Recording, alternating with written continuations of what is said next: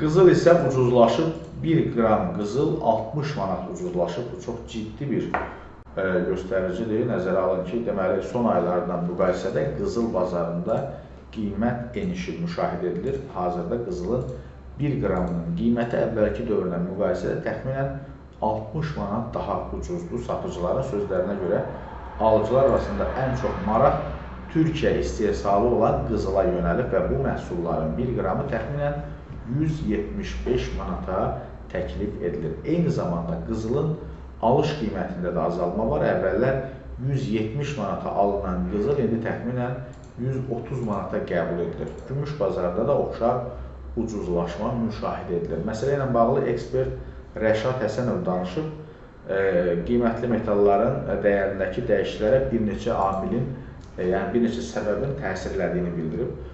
Bunlara enerji və neft qiymətlərinin artması, inflyasiya səviyyəsinin yüksək qalması, həmçinin dollara olan tələbin yüksəlməsi daxildir. Ekspertlərin fikrincə, yaxın dövr üçün qızıl və gümüş bazarında dəqiq qiymət proqnozu vermək çətindir.